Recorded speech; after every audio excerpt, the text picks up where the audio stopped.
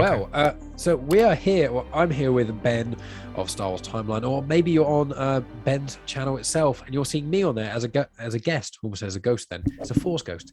But we're going to have a big old conversation about Kenobi. You know, you've got the Kenobi series coming out, so we're going to talk about our wants, our thoughts, how it's going to connect to other content, and other things that you can consume to kind of lead up to it, in a sense, and what the character means to us.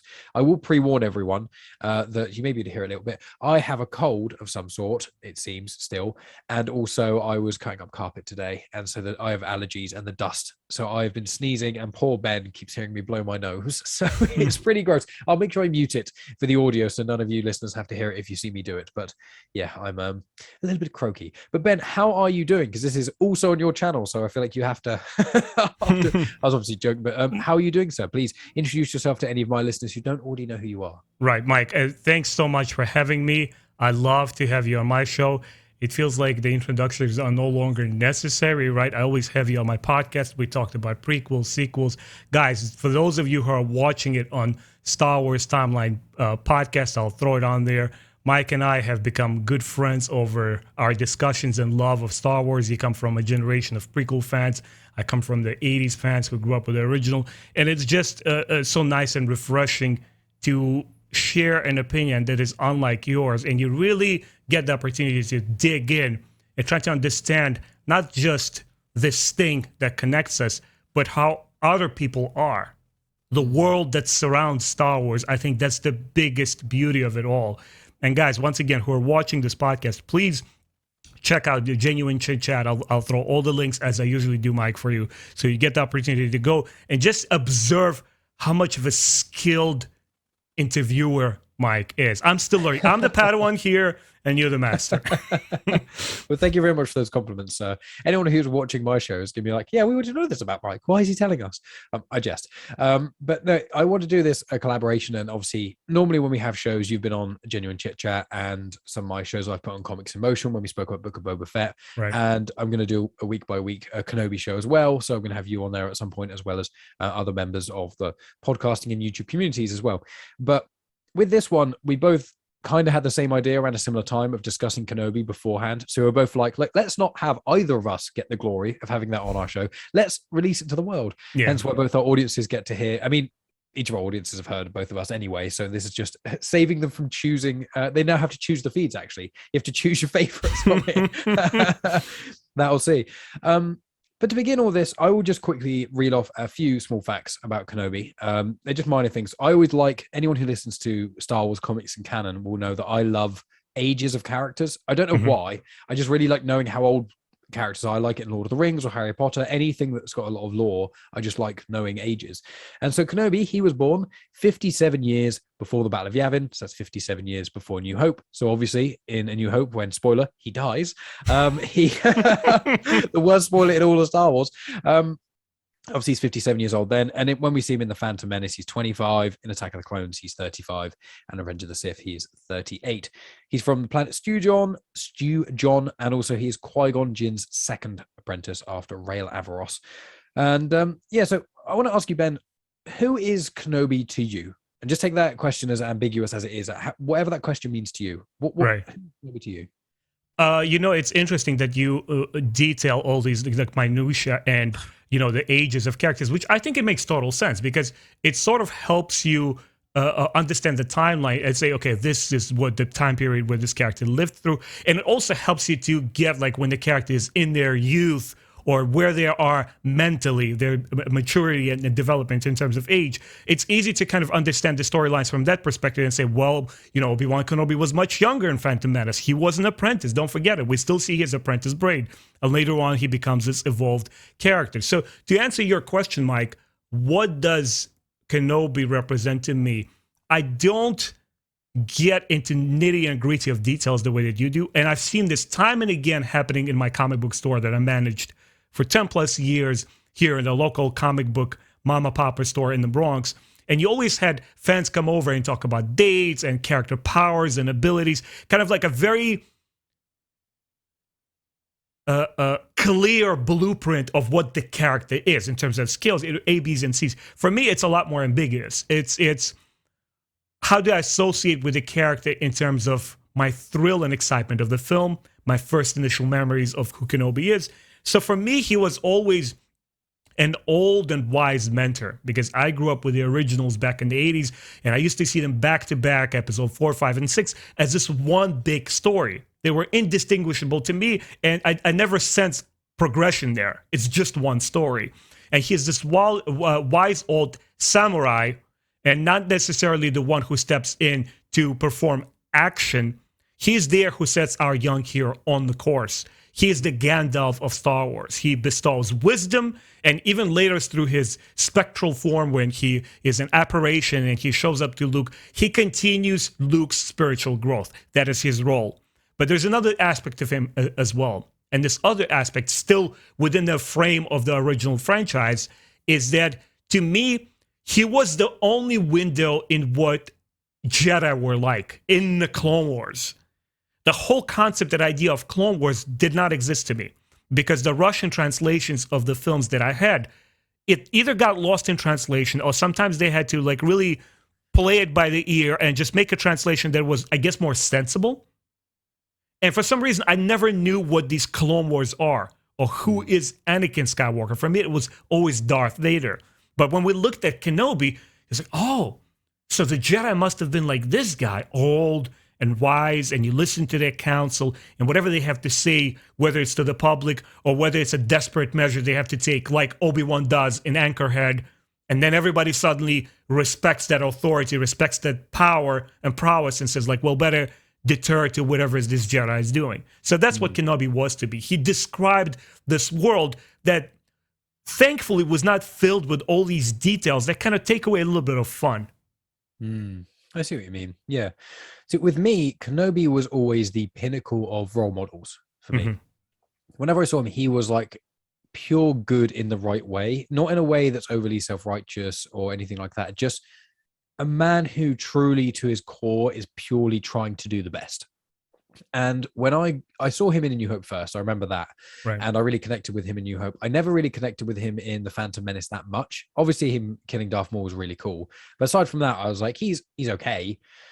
He's one of the weaker parts of the movie that aren't the really bad parts. You know, you've kind of got the main bits like Jar Jar and all the politics nonsense, the pacing and things a little bit. But then you've got kind of the secondary parts that are just a little bit weaker than one would hope in The Phantom Menace. And it's just kind of in there. I was like, Obi-Wan's not as good as I want him to be. I really like him in Attack of the Clones. I think he's great. And then Revenge of the Sith, I absolutely adore Ewan McGregor's performance. Ewan McGregor for me is Obi-Wan, even though when I think of Obi-Wan, I think of all Obi-Wans as in all interpretations, as in we get Clone Wars, as well as Ewan McGregor and Alec Guinness. But I think of Alec Guinness and Ewan McGregor specifically as one. And for me, he's just always been that, kind of similar to you, the guiding light. He's trying to be the best that he can. He makes mistakes along the way, but in the end, he does essentially save the galaxy, especially paying attention to the original trilogy. I got a question for you, as a prequel fan specifically, because I totally agree with you. I was the fan who enjoyed Part 2, The Phantom Menace, a great deal better than Part 1, which was like so disappointed with, and then Part 3 I loved even more. And even when you take away all the negative parts of it, and you understand sometimes the actor performs just not the right take, it should have been another take, you still get to recognize tremendous talent that Ewan McGregor brings and charisma that he brings. But to you, as far as his character is concerned, you mentioned a word that he's this pure, he's the guiding light. In light of what he says to Anakin at the very end of the film, he said, "I had failed you, Anakin." Do you feel that Kenobi himself is incorruptible as character? This is something I've thought about before, because I know there's people who've done fan art of a dark Kenobi. And I don't think that anyone is infallible. And I think that one thing that shows this is, the idea of this at least, is in the Clone Wars Series 6 arc with Yoda, when he travels to the Force, the really Force planets, and he has that vision and he fights a version of himself. I think that's trying to show that Yoda is perceived as the most incorruptible Jedi, and even he has a dark side. So I don't think that it's impossible. I just think that the Kenobi that we are introduced to at that point was not impossible to turn, but he was kind of beyond the point. You know, I think with like Anakin, for example, he could have been turned, but if he had a different path to where he was, the time that you'd have to turn him would have to be earlier. And I think with Kenobi, if you got Yeah. him around the Phantom Menace, if you got him just after killing Darth Maul, and maybe if Darth Maul got away, and then someone like Palpatine somehow got their mitts on him and twisted him into trying to track down and kill Darth Maul, and then he did it in cold blood or something like that, that could be enough to twist Kenobi in some way, I think. It makes total sense, yeah. I don't think that when we see him So he has from that he's point, simply outgrown that volatile age. he's very set in his ways Mhm. in Attack of the Clones and in Revenge of the Sith. And we see this throughout the Clone Wars as well and other content. He is very strict to the Order. There's even there's a New Dawn book, which is by John Jackson Miller. And obviously he wrote the Legends book, Kenobi. Well, in that, Kenobi is in the prologue and he speaks to Kanan a little bit. And he's also, Kenobi's in Dark Disciple a fair amount, the book about Quinlan Vos and Asajj Ventress, which is pretty good. It was Ace. It's a really good thing by Christy Golden. That Kenobi plays quite a big role in that book. And he is, to the book, he is in a lot of ways the antithesis of Quinlan Vos, who's very much a maverick. Yeah. Much like, to almost his chagrin, is that Kenobi is is very different to Qui-Gon. Qui-Gon's a maverick, doesn't play by the rules, kind of does his own thing. Kenobi's very set in his ways. And so I feel like even though some of his issues with his character come up, as in some of his flaws, are being so dogmatic and so faithful in the Order and not thinking from himself in the right ways at points, he is still very good. He's devoted. If the Order crumbled, he would still be good. And I think that's what Kenobi is really going to show. And he does outlive the Order, right? As we see in the original trilogy. And the way that he has these musings and thoughts of what came before. And he's like, I made through it. I was strong enough.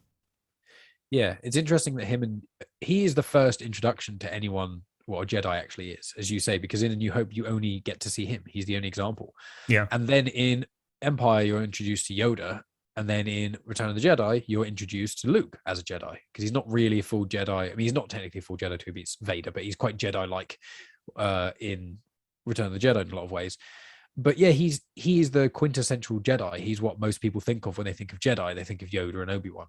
That's it. So I love Kenobi as a character as well, because I think he has the tragedy. He's got the true tragedy in Star Wars. If you see him, and this is going to be some spoilers for the Clone Wars, but he falls in love in the Clone Wars, and the person he falls in love with dies, and he has to deal with that. Then he loses his master in the Phantom Menace. Before all that, he loses Anakin to the dark side, and he will always feel like it's his fault.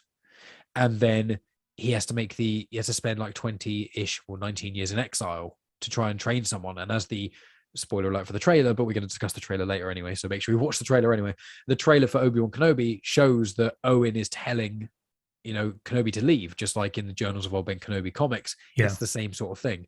So he's just got this tragic story about him, and finding out about him in A New Hope initially is sort of, he's old hermit, but you don't necessarily think about those things. Or did you? Like, when you saw the original trilogy, did you think much about what Kenobi was doing in those years living up to where Luke was? Yeah, I was.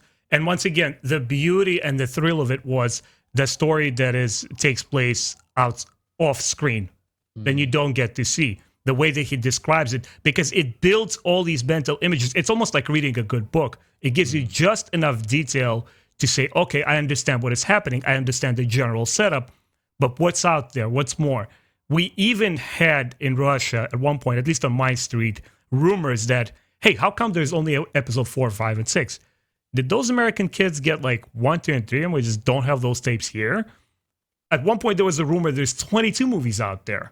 Wow. And your mind goes you run with it. You're like, oh my God, where's Obi-Wan before? Where's Anakin? Why did he leave, Tatooine? What happens? And this is why I think there was, to kind of get a little bit off course, the specific topic that we're talking about. But this is where I feel that a lot of fans get their sense of ownership. Like, hey, this is my fantasy. This is my Star Wars. And when you start tinkering and changing things around, which Kenobi is not quite what I imagined him to be as a kid, the way he shows in prequels. It's a pretty logical extension of it. It makes sense. It's in tune with what George Lucas establishes before, but it's not quite what I imagined. But I was absolutely concerned with what's the placement of all of these players in this huge, huge drama that we only see the ending of. We only see the last chapter because arguably when the movie opens up, they already stole the death plans. Tantive 4 is like zooming out there to their planet of destination where they can execute the final plan and defeat the Empire, right? And you're just getting to the good parts. Like, hey, hold on a second. Like, I was confused. Why is Kenobi a hermit? Why are they calling him crazy? And why a character who's not introduced until the very moment that Luke encounters him, that he has this very close familiarity with Luke's past? Like, hold on a second. I don't get it. You knew he's like, you are just as confused as Luke is in that film. And that's the beauty of it. And did you find with any of the Legends material that came out that was about Kenobi? You know, there's the Legends book Kenobi that I haven't read, and I have not consumed anywhere near the amount of Legends material you have. I'm only scratching the surface very recently. Aside from video games, I played a lot of video games, but aside from that, I've not consumed that much canon, that much Legends content. You know, I'm a canon content fiend, whereas you and I are slightly reversed in that way. But you've consumed a lot more canon than I have of Legends. But with the book Kenobi, did that? I know that that's quite held in high regard, but you yourself aren't as much of a fan of it as some other people. So I thought you could tell us about that book and maybe if there's other Legends examples of a better written Kenobi or things that you wanted more. I'd just love to hear about the sort of the Legends perspective of the gap filling of Kenobi. Yeah. So as far as John Jackson Miller goes, I want to say it straight out of the bat. He is more than capable author. I mean, we know of his talent. He wrote one of the best Star Wars comic books, Knights of the Old Republic. He was involved with stories that are stellar. And I don't attribute Kenobi's... That's the book from 2013 we're talking about, guys. For those who are not familiar, a Legends novel.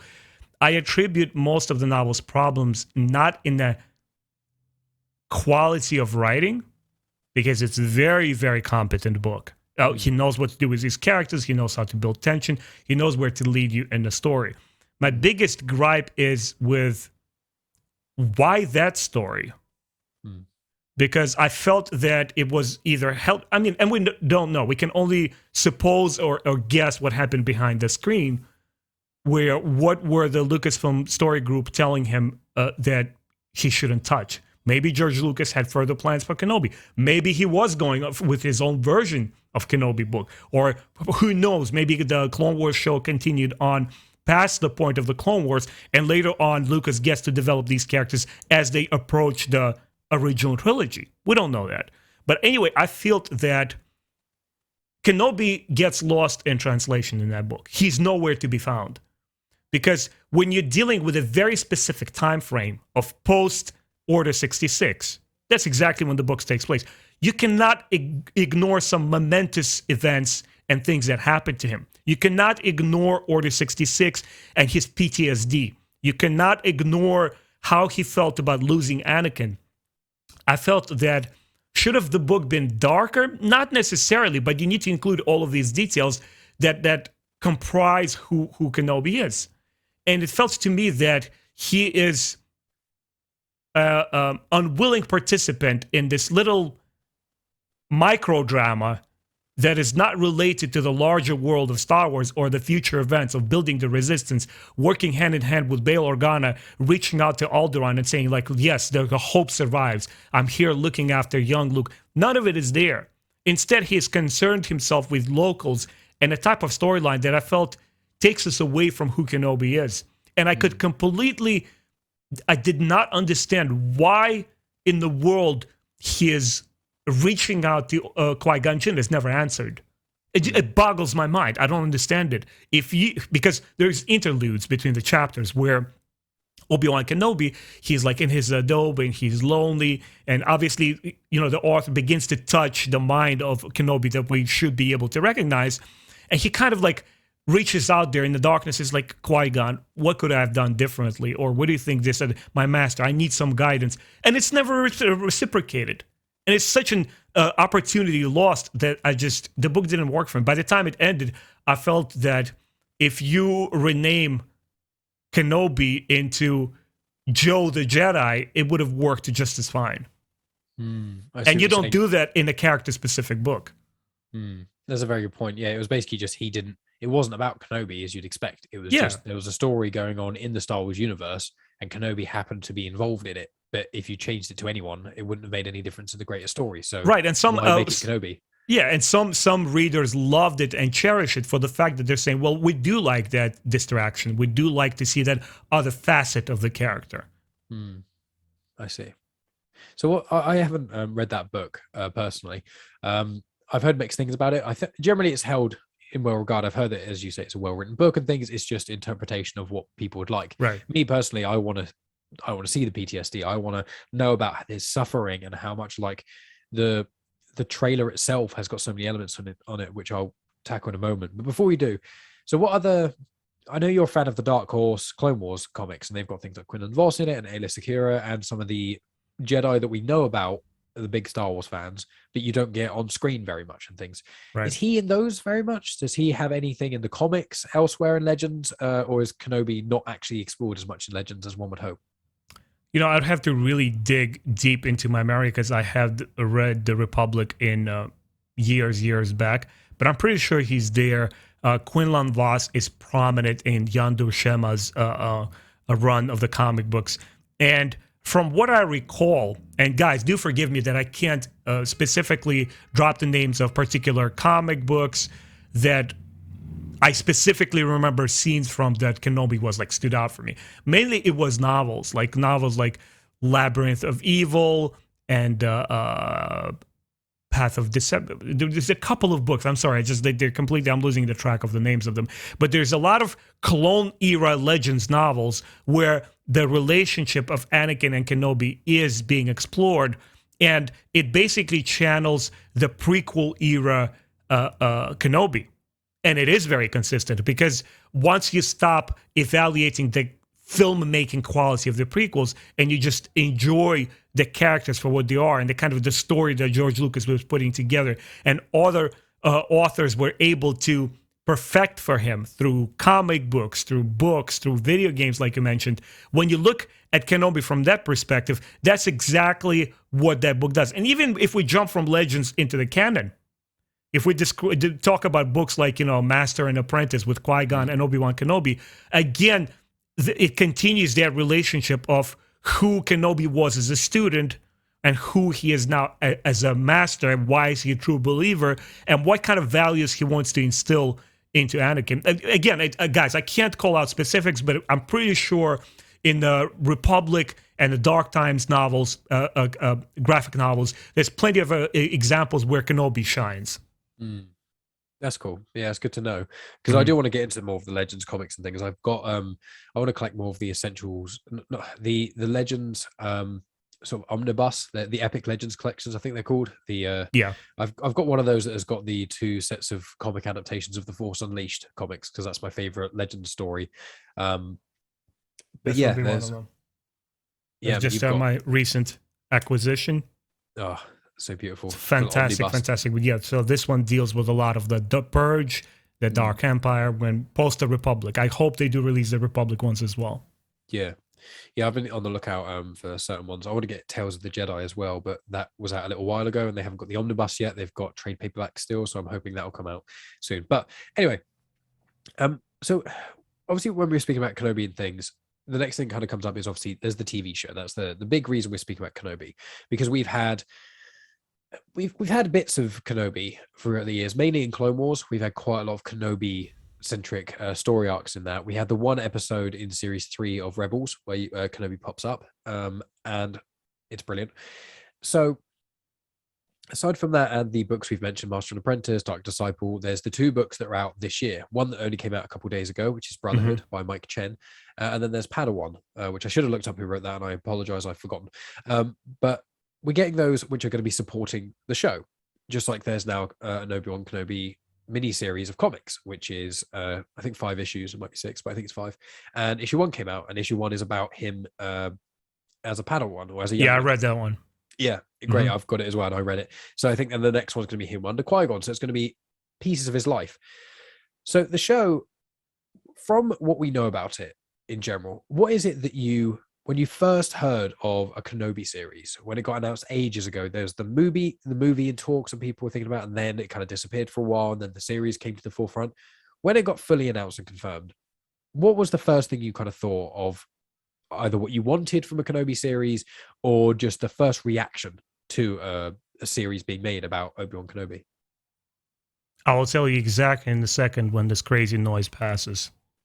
Oh, They're the not. outside world. They're not letting us enjoy our conversation, Mike. It needs to happen every time. Oh, here we go. We're gone. We're gone. So yeah, what are the the expectations? I mentioned this before on a live stream with my boys that I try to play pretend that my expectations are very moderate, and that I'm patiently awaiting for the show, and I'll judge it as it comes in. But I can't hide it.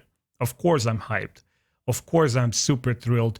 But as far as check marks go, as far as what particular notes the show needs to hit, I almost never do that. I don't have those prerequisites. Like otherwise, why wait for something? If it fulfills the criteria, then it's good. If it doesn't fill the criteria, then it's bad. Like I can't operate. My mind doesn't work that way. It's do whatever the hell you want, and after the fact that it's done, throw it on the screen. That's the thrill of it, the risk-taking of a story. And once it's there on the big screen and we get to be the judges of it, and then I'm 100% sure, like everything else, it's going to work for some and it's not going to work for someone else. It's fine. That's the way all content should be. It can't cater to either one side of the fandom.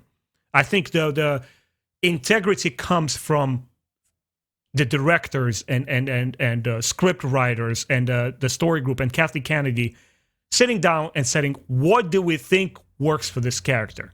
What is the natural, logical evolution with this character? It's our interpretation on it, our take on it, just like people have been interpreting Shakespeare for hundreds of years. That's the beauty of it. When you hear a new playwright taking his own stab at Shakespeare and giving his own flavor and interpretation of it. And sometimes that interpretation will endure for decades, and that's what people will follow because it has a certain appeal. It reveals something about Shakespeare, or in this case, Kenobi, that we've never considered before. That's the hidden surprise that I like. So as far as story goes, almost zero expectations. The only thing I want them to do right is that particular duel, which I'm sure we'll elaborate upon.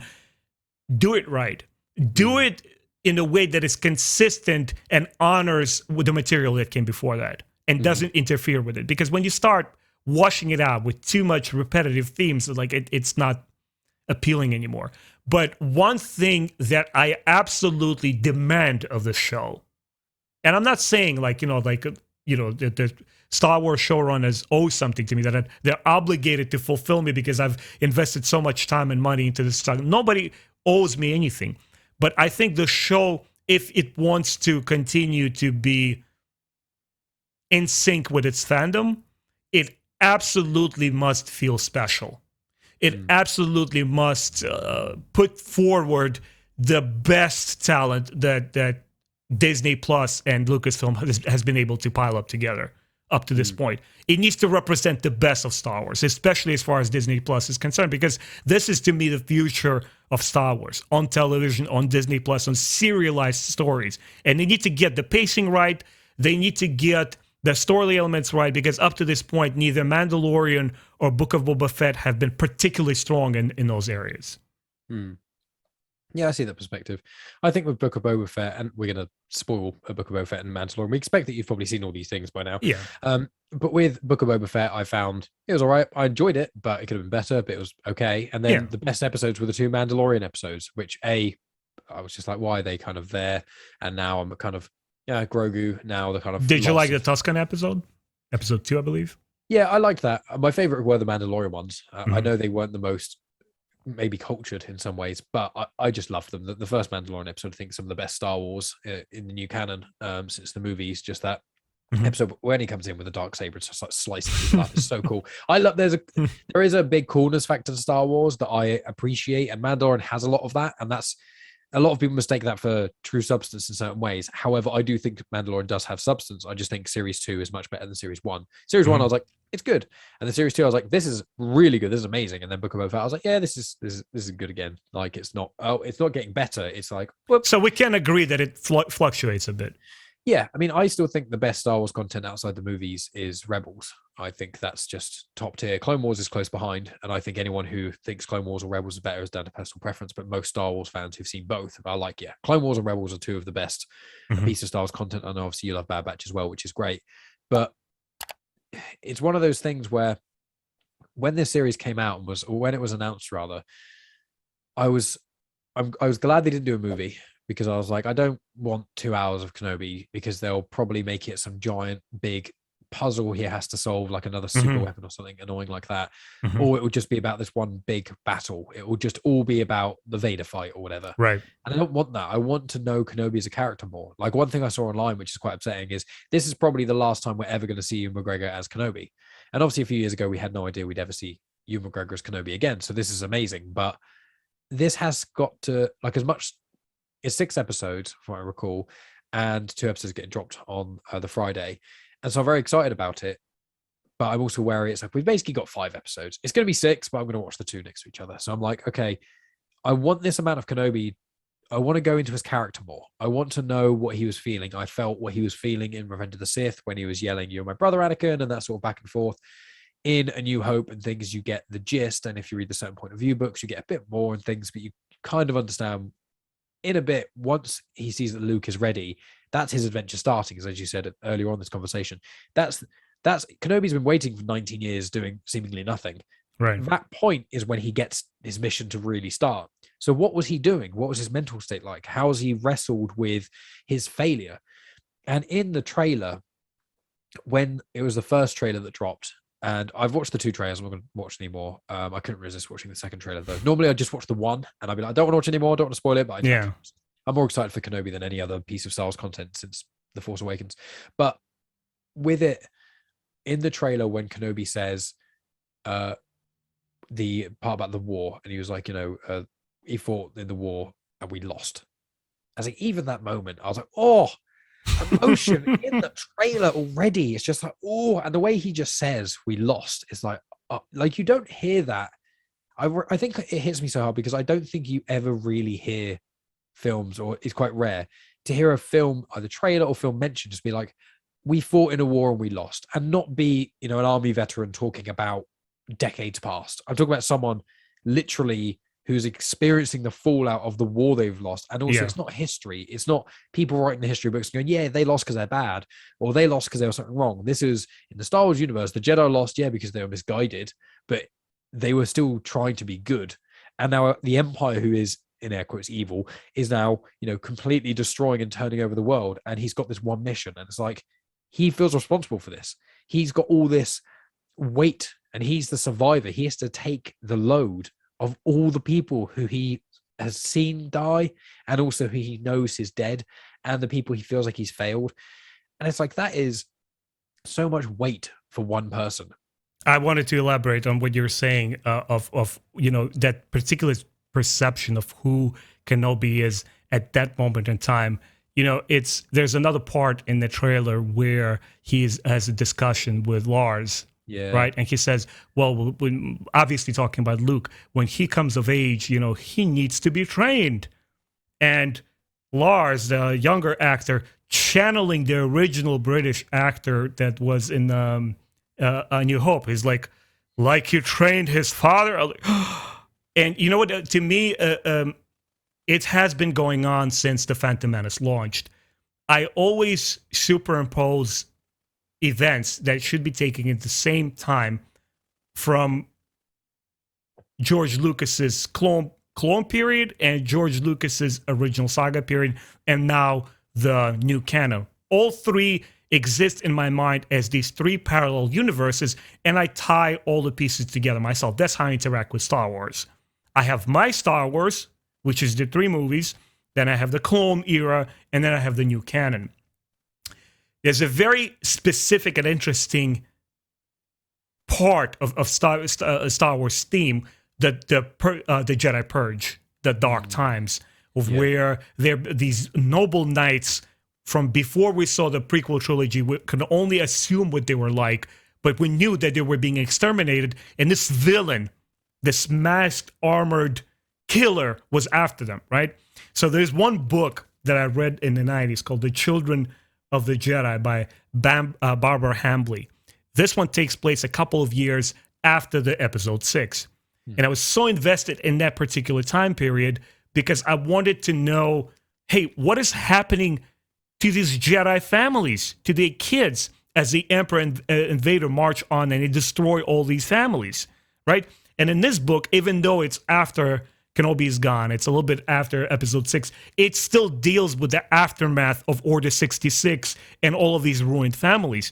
It was such a fascinating chapter where Luke is not just after that Jedi knowledge, Jedi powers, Jedi knowledge, I got to reestablish the order. It's things that are constantly circling in his mind, but also the culture, the lives, the families that were behind it. And every step of the way that he is in his quest, all he sees is these phantoms from the past of what these Jedi were like. So when we're talking about the Kenobi show, the whole reason I'm bringing this book up is it will be so interesting to interlink that Kenobi, because in my mind, it's always young Anakin, who is a young man, and Obi-Wan Kenobi meets him on Tatooine, and he's no slave, and he's like, hey, kid, why don't you go with me and we'll fight in the war?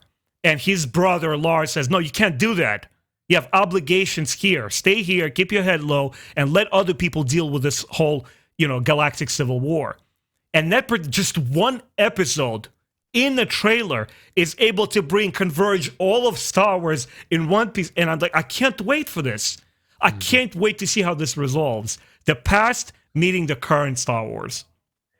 Yeah, it's interesting you say that, because the way I think about Star Wars in my mind when I'm trying to visualize timelines and etc., I think of it if people thought of just rectangles, just like 3 rectangles kind of apart, gaps, and it's trilogy, and then there's string that connects them, and on that string you've got kind of between the prequels and the original, you've got Clone Wars, you've got Bad Batch, and then you've got the few bits of sort of canon content between those things, and then you've got the original trilogy, and then you've got the sequel trilogy and the few bits of content that connect them. But it's just thin strings, and then you've got sort of post era periods. You've got things like The Mandalorian and Book of Boba Fett, which take place after Return of the Jedi, but they don't really connect with Return of the Jedi or with Force Awakens. There's rumors about there's the cloning stuff that's going to thinly potentially link to Snoke, and obviously there's references to the Empire and the Stormtroopers, but it doesn't actually. You could watch Mandalorian with never seeing the original trilogy, and obviously the other way around works as well. But there isn't that content which is like a big weighty thing that directly connects to main characters. It's like we're getting another block in here. It's kind of Solo, we got it a little bit, but the problem is with Solo's, because Han Solo obviously doesn't appear in the prequels because he was so young then, you can't go any further. So for me, when you think of the Solo thing, you look at that and it's almost like a filter goes down, and you've got the 3 trilogies, which is this one's blacked out, this one's all full, and then this one he's just in the start one and the smidge in the end. You then get a little nub coming out in the middle, or the original trilogy coming out, and you're like, oh, here's a bonus, here's like a prequel, here's an add-on. But with Kenobi, it's literally connective tissue. It's literally, if they do it in the right way, as we all hope, they're going to directly connect, and it's like in the middle of basically the battle we saw on Mustafar in Order 66 and the at-peace Kenobi, who's literally willing to die at the hands of Vader to allow Luke to escape. We're meeting the dead middle of that. And they have to balance it so well. And what I'm hoping is that we're going to see the Kenobi at the start, who's basically, he's doing it for Luke, but he is barely hanging on with the guilt and everything just overwhelming him. And we get to see that. Mm-hmm. Yeah, and we get to see that. But from what the trailer seems to show, and from some of the, I try not to look at behind the scenes images or set images, but obviously watch the trailers, where you see it obviously travels to another world. And my theory is probably, from what I think the trailer's making us think, is Inquisitors come, like maybe Kenobi saves someone inadvertently, causes a scene, the Empire come and investigate, and then he has to try and lead the Empire away from Tatooine to make them completely not even realize that Luke is there. And in doing so, he has to kind of make a bit of a fuss, make a bit of a scene. And then they are like, oh my God, it's Kenobi, let's go get him. And then he kind of takes him on a wild goose chase and has to, I don't know, fake his death or what. Obviously, he fights Vader. So I don't know how that interaction is going to go. But he has to do it in a way where they stop looking for him and don't decide to go back to Tatooine where they kind of first found him. So it's this thing of, I feel like Marvel and Star Wars are quite good with misdirection, quite a lot of their trailers. Yeah. So I'm like, is that going to be it? Or are they doing the thing which other series often do, which you look at the trailer and you go, wow, that's so much that happens. And then you watch the first episode and all of the trailer is in the first like 20 minutes. And from that, it's like the next 5-6 episodes You've literally seen maybe 1 second of footage, which was like a panning shot. That's it. You know nothing I hope else. it's the case here as well. Yeah, the trailers, they really excited me. When the first trailer came out, I was like, yeah, I'm gonna watch it anyway. I'm sure it'll be really good. And then I watched the trailer and I was like, oh god, John Williams score. And I was like, oh, John Williams is writing original music. What did you say? Oh, we've got Ewan McGregor back. What did you? I didn't realize we were gonna get this stuff. And it's like all these things come up, all this emotion. I'm like, Yeah. I haven't felt I like almost this. cried, man. I surprised myself. I almost cried, teared up when the Duel of the Fates theme plays. I couldn't believe it. How evocative it is. Like, oh my God. And again, to me, it was a permutation of my past and my present colliding with one another. It's the Kenobi and Lars and Anakin story that exists in my mind. And then the one that we see in the clones, the two are becoming one. And it's okay because look, it's all fiction, it's all fantasy, and you can always bring something close to your heart and say, yeah, that's real story to me. And something that you dislike, it's just like, I'll pretend that it never existed because I don't like it. Yeah, I know what you mean. But yeah, it's also with Kenobi, I think you linked into it there. It's kind of, there's nostalgia, but they've tapped into it for basically anyone who isn't of the newest generation. If you're a generation of Star Wars fans whose first introduction to Star Wars was the sequel trilogy, you won't feel the same connection to Kenobi in the way that you'll be as excited for this series necessarily. Obviously, there are people who got into Star Wars due to the sequels and then probably thought, oh, I prefer the prequels or originals, and Kenobi is really cool. I really like that. But I think that when you grew up without 7, 8, and 9 or Solo or Rogue One, and you grew up obviously with yourself with just the original trilogy and me with the original trilogy, and then I was 5 when Phantom Menace came out, so then 7 or 8 when Attack of the Clones, and then so 11 I think when Revenge of the Sith came out. So my formative years of that age when I really started forming memories, it's kind of like in my mind I was like, oh yeah, Phantom Menace came out, and then Attack of the Clones, and then Revenge of the Sith. Because obviously, when a kid, I watched it, I was like, that's really cool. I like Star Warsy things, playing video games and that sort of jazz, but had no real concept of time. Whereas now it's like, okay, well, you've got the next 10 years of Disney. Here's wait, and it feels like we're waiting much longer for things, even though we're getting things really quickly. You feel like you're waiting because back then we didn't know we were going to get any more. Yeah. And it's such a different feeling. And so we're getting something that we didn't realize we necessarily needed or wanted, and it connects to both of the now 2 previous generations of Star Wars fans in very different ways, I think. But it'll be very interesting to see how it's received by both fandoms, both sides of the fandom. Yeah, I agree. It's going to be very interesting. So is there anything else in the trailer that you wanted to mention before we delve into further subjects? Because obviously the trailer, there's the Inquisitors, which I'm quite intrigued by, which anyone listening who is unfamiliar, you should be by now, they feature primarily in Rebels, in the canon at least, and in Legends there's only Inquisitors. Is it in the radio drama? Is that yes, in 1980 original Star Wars radio drama, which I just recently learned, because like everyone else, I thought it was a Dave Filoni's addition to the Star Wars universe. It was not. So my understanding is West End Games, that developed a lot of Star Wars RPG books in the 80s, they supplied a lot of lore that a lot of early Bantam era Star Wars authors used, like certain ship names or shipyards or particular characters, or who was the first person who was behind stealing, the plans to the Death Star and so forth. So, and the Inquisitorium that ordered that faction comes out of that radio drama, which I guess we can directly credit to George Lucas. And funny enough, that's exactly what I pictured as a kid when I saw Darth Vader parading in Tantive 4, and he was so dramatically different from stormtroopers. Like, okay, there's many of these guys here on the ship, but there's one of him. So he's probably upper rank. This is my inner child, like analyzing it. There's got to be more like him, right? He's just a general. He can't be the only one. The other ones, maybe there's females there. Maybe the other ones who have like slightly different helmet, but they're also machine-like. And guess what? We got Inquisitors. But yeah, the other thing I wanted to mention about the trailer is, let me see. Give me a second to capture my thought. I had really, really interesting question for you, but it'll come to me. I promise. That's fine. I mean, with the trailer, there's obviously the John Williams score is a big part of it as well. I Yeah. found that the fact that he is writing original music for Kenobi, and it's like music is such a massive part of Star Wars, both nostalgia or anything. I hear Duel of Fates anywhere, and I'm like, I need to hear the rest of this. I don't know where I'm going. Where's that coming from? It's like it's like a dog when there's like food nearby. I'm like get jittery. It's like, where's that coming from? That's Oh my yes, sort of favorite thing. it came to me. So I don't know if you saw Nice. this piece of promotional art or not. Minor spoiler. We have Kenobi in his hood. We have Vader in his helmet, and in between them, this kind of like ethereal kind of like aura, whether you don't quite understand whether it's real or not, but it's them going versus one another, holding their lightsabers high, and things are about to pop off. What are your thoughts on this duel in connection to specifically, even though, your generation is a prequels, but you're so well versed in all the details of minutia of the films.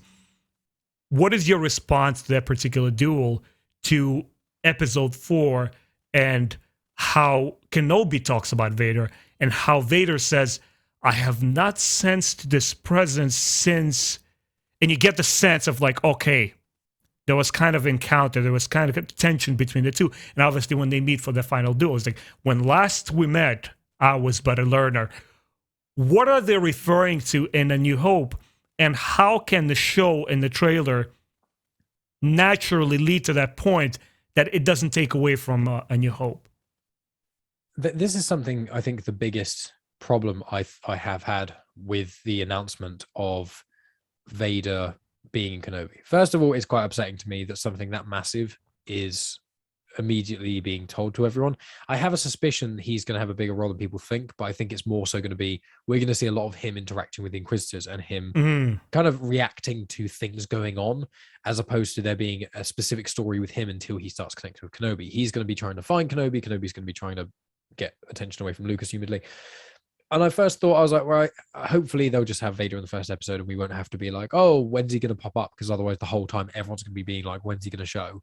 But then them being like, oh yeah, they're going to have another confrontation, like them just announcing that with the show before even a trailer dropped. And it's like, right, so we know now that they're going to fight. So, but I didn't want to know that. Like, I knew there was a confrontation when we watched A New Hope. The interaction from that was, yeah, basically Obi-Wan and Vader fought in some way, and Vader lost in essence. Or when he left, I was just the learner. It's like, okay, so you may have been exiled or something like that. You see it in Mustafar in, Revenge of the Sith and things, and you go, okay, well, he basically lost the fight. That makes sense. That works. And now it's like, oh, we're going to have another fight that Kenobi is basically going to have to now win. And Vader's going to have to know he won, but Vader's not going to look for him, in theory, any further, because there's no sign anyone's actually looking for Kenobi by A New Hope or anything, and why wouldn't they go back to Tatooine? So it does open up all these questions. I'm just a bit like, I feel like it's one of those annoying little things where either they're going to just ignore it and they're going to do their own story anyway, and it's going to be one of those weird little quirks of Star Wars that we occasionally get, or they're going to try and force it in a way, kind of like, and I'm not saying I'm against this, but in Solo, when, Solo said in New Hope parsec, and because George Lucas thought it was time when it was actually distance. So they then basically did the thing in Solo where they made the Kessel Run. The trick is to do it in the shortest period of time, the shortest distance, as opposed to the quickest time. And that's how they wrote around it. It's like, okay, that's clever. And I get that. And it works now in the canon, but it does feel somewhat heavy handed in certain ways. Yeah. And I'm just conscious. I'm like, are they going to do, I want the Kenobi and Vader fight to be genuine, but now I know it's basically rigged, where it's probably just going to be Obi-Wan's going to win. But how is he going to win without it being as epic as Mustafar? Vader's not going to jump over him and just have his all his arms and legs sliced off again. If they did, that would be unless right, if there is this particular, first of all, I don't know how they can reconcile the fact that Vader says in A New Hope, last time we learned I was but a Padawan, but a learner.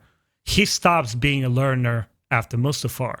Yep. There's no other precedent for them to meet for Vader to remain a Padawan, a learner. Yeah. So that's done. I don't know how they're going to reconcile that. But then there is another aspect of it. When Vader gives the command, he's like, scour the ship. I want every quarter of the ship searched. And he says, I haven't felt this presence since. So if he presumes that Kenobi's gone and dead, and there's no reason to search for him, what if in this one, Obi-Wan Kenobi loses and makes it seem like he dies? And I also proposed this to the guys that I do live stream, Josh and Jimmy. I said, what if they kind of put a spin on this whole thing? It's like poetry, it rhymes, which I can't stand that. But anyway, what if they put a flip on it and say Vader gets to Kenobi so hard and so much and just twists his insides, where Kenobi says, I hate you, Anakin. I can't stand you. And Vader says, I loved you. You were my master. You were supposed to protect me. And chop, and does something to Kenobi, which makes it seem like that's it. Kenobi is no more. I don't have to worry about him anymore. And that kind of reconciles A New Hope a little bit. Yeah, I see what you're saying. I highly doubt they'll do that, but I do see what you're getting at there. I don't think we'll ever hear Vader say the word love, aside from in Return of the Jedi. I think it's just he's too far gone. I think maybe Obi-Wan is going to try and offer his hand and be like, he still probably feels responsible for Anakin turning, and then their confrontation is going to be like Obi-Wan realizing it wasn't purely his fault that Anakin turned. It's not him who's the sole reason, and he's going to probably fight Vader and reconcile with that.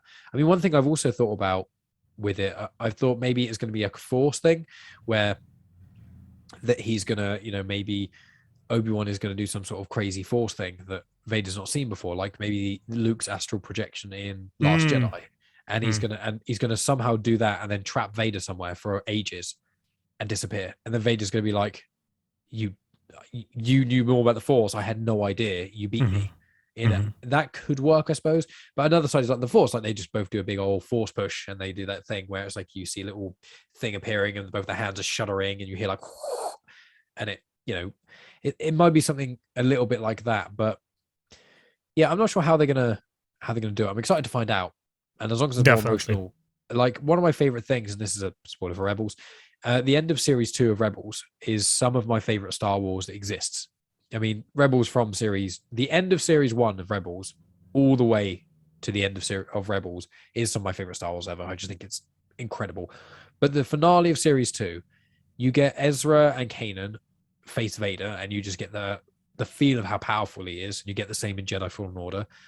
And then Ahsoka shows up, and you get the interaction between Ahsoka and Vader. And it's just some of the best Star Wars I've ever seen. It's heartbreaking. It's so emotional. And I'm like, if it's even half of that, I will be so happy. I even said to Megan when I watched the trailer of Kenobi, I was like, I may cry at this show at some point. Maybe when it first starts, I don't know. It may just come because it's just Kenobi to me he's always been my favorite character. Like my Star Wars tattoo on my arm. Right. Initially I was thinking about having Kenobi's head up there. I changed it. But he's been my favorite character in anything ever, of like any franchise. Like he is the character. I was like, if you had to aspire to be like any character, Kenobi is one of those ones where he's a great role model. Yeah, he's very wise, especially his wise, measured version of himself that Alec Guinness plays. And he knows he basically does everything right. In that film, there's never really a time apart from him getting to where Alderaan's debris is, where it's just the blown up pieces of it. Aside from that, which he couldn't have possibly known, everything he basically does it doesn't mess up. Right. Everything is very measured. In the cantina, slices the arm off, nothing else. He does all the mind tricks and things. He turns off the tractor beam. He does everything. He wants Vader to be distracted and to kill him. He does that. There's never a time where he's ever panicked. And I think whereas in Clone Wars and in Revenge of the Sith, there's those moments of uncertainty where he's not sure of himself. Yeah. And I think Kenobi's going to find himself in the show as well. And it's going to be interesting to see how he does that. Yeah, absolutely. And I think this is why this show, I keep repeating this, the show owes it to you guys, the prequel fans, so much more than it does to me. Because, Kenobi's role is far more limited in original trilogy than it is in prequels. I would say prequels are the video that I'm dropping tonight, my hot take is that the Phantom Menace is entirely about Qui-Gon Jinn and Obi-Wan Kenobi, and Kenobi's formative years and becoming the master that he will need to be.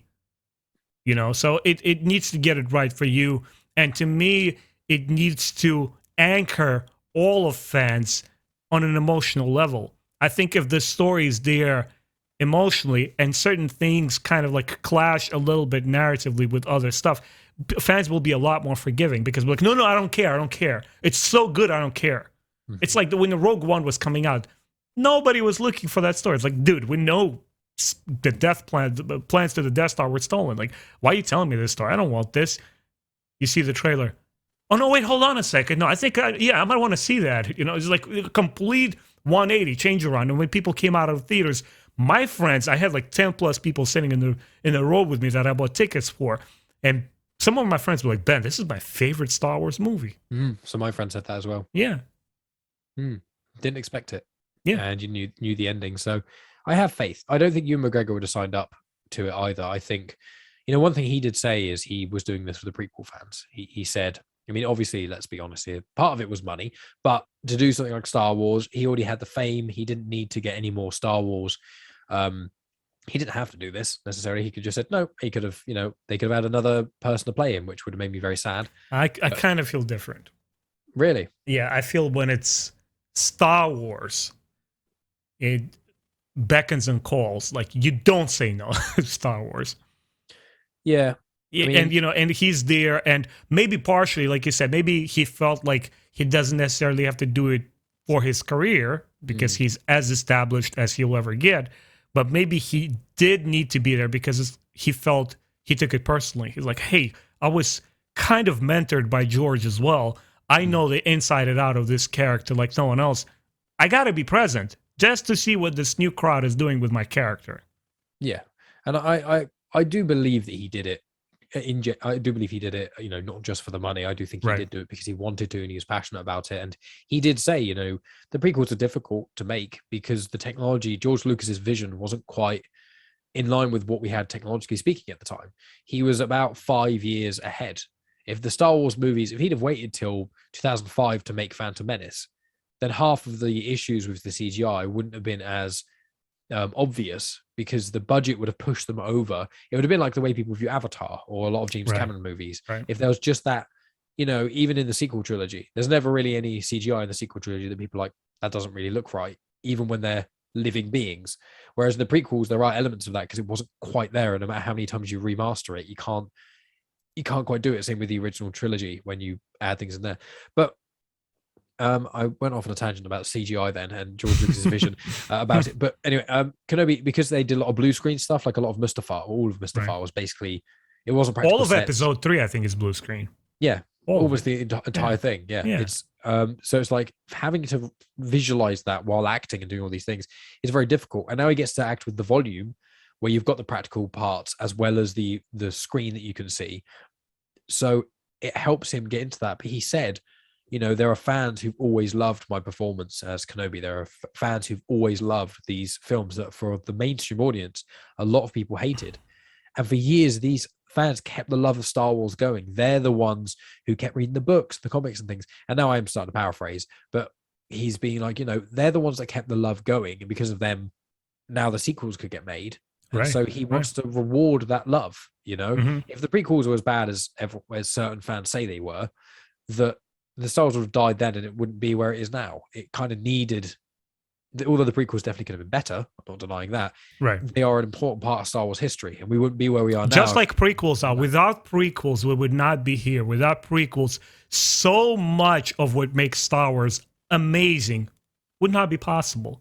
And this is why a fan like myself is able to look back on myself the way that I approached these films simply on the merit of, it's good cinema, it's not bad cinema. It's so trivializing the story that is hidden beneath. Like, yes, okay, get off your high horse. Maybe that's cinematically could have been something different, but there's still value in it. Look at it, go beyond. I'm telling you, Mike, I am, as far as Star Wars books, comics are concerned, I'm a closet prequel fan. I always will be. And I never liked since day one. I couldn't stand when people talk badly about those movies. Like, okay, all right, not the greatest cinema, but there's still content in there that is so pure and so good. And George Lucas, as a storyteller, he always will be my old grandpa who made my childhood special. Yeah. Yeah, totally. And I grew up with the prequels. You know, I had two different Obi-Wan's lightsabers. You know, when you could play the Obi-Wan Kenobi game on the Xbox, and whenever you could play the Revenge of the Sith video game, you could play as Obi-Wan and Anakin and things. So any game I could play as Obi-Wan, I Yeah. would. He was glorious. And yeah, the prequels, that because they're always part of my childhood, it's just, for me, they're quite fused together, the original trilogy and the prequels. For me, I think in a lot of Star Wars fans' heads, they've got the original trilogy period, then there's a gap, and I'm talking differently to how I was visualizing it in the lore and how chronologically the things. I'm just talking about, like, in your mind, how you experience Star Wars and how you lived through them. Right. Usually, for most people, it's, you know, awaken. So watch the original Star Wars trilogy either when they come out, or you're aware enough at an age in sort of the 80s and 90s where you then watch them for the first time. You're like, oh my god, these are incredible, as most people think, because they are amazing movies. The original trilogy, I think that's undeniable. And you've got this period of time that everyone kind of went through where you didn't have any other Star Wars. Then you've got the prequel fans who kind of, like me, who grew up with the prequels, and our experience was mirrored and parallel in some ways to yours, in the way that you remember seeing the original trilogies and then nothing else coming after. And I kind of had that. I had the experience of watching the original trilogies and then Phantom Menace and then the other two kind of after that. But when Revenge of the Sith ended, I was like, oh, there you go. There's the end of Star Wars. That's it. Gone now. It's gone forever. There'll be a bit of bits and pieces here and there, a few books, comics, maybe games, whatever. But that's basically it. That's Star Wars done. And then we get the Renaissance about 10 years later when The Force Awakens comes out. So for me, I've kind of got I've got my early life, which is prequels and originals. Then there's the gap. Then there's the sequels. Whereas you've got, you know, two gaps in it, in a sense. And yeah, I mean, Kenobi is just going to really connect those things together in a way that we haven't had enough. Solo didn't really, nor did Rogue One. Rogue One was a prequel to A New Hope, and Solo was a prequel to the whole original trilogy. Yeah. We haven't had the middle ground. You know, we've got Bad Batch, which is like a taste, but that's right at the start of it. You know, we've got Rebels, which is right at the end of it, but we haven't. It's like things have been kind of closing in from the outside, and we're like, what was in the middle? And it's like, we're now finally here. It's like, oh, it's Kenobi. Kenobi is the gooey center of the two. That's the appeal, I think, of the expanded universe and the Legends and Canon's books. But let's face it, for a vast majority of fans, books are books, but the first media that you want in Star Wars is feature films or TV shows.